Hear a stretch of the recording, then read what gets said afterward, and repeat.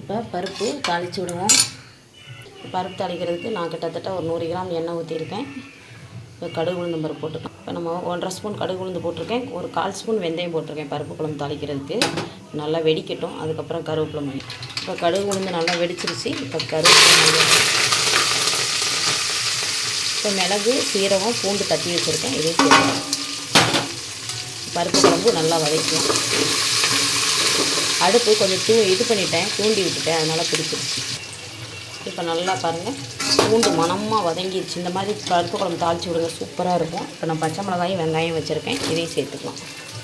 வத்தல் கிள்ளி போடல, நான் பொடி கூட போட்டுக்கலாம் கொஞ்சம். ஏன்னா பருப்பு குழம்பு காரம் இல்லாமல் இருந்தால் தான் மக்கள் சாப்பிடுவாங்க. அதுக்கு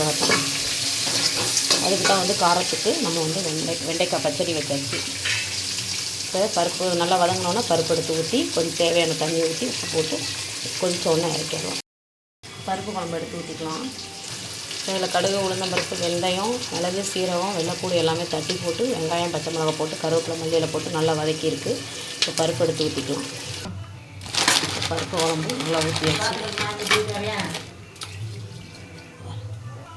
பருப்பு குழம்பு இந்த மாதிரி ரெடி ஆகிடுச்சு. ஒரு கொதிக்கணும். ஏன்னா நம்ம தண்ணி சேர்த்துருக்கோம்ல, அதனால் கொஞ்சம் சப்புன்னு இருக்கும்.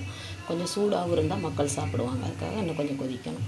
பாருங்கள், கலர்ஃபுல்லாக பருப்பு குழம்பு ரெடி ஆகிடுச்சு அன்னதானத்துக்கு. பருப்பு குழம்பு நல்லா வாங்கி பாருங்கள், நல்லா சூப்பராக ரெடி ஆகிடுச்சு பாருங்கள். இப்போ இறக்கிடலாம். இறக்கிட்டு சாப்பாடு இன்னொரு குக்கர் வச்சு விட்டுக்கலாம்.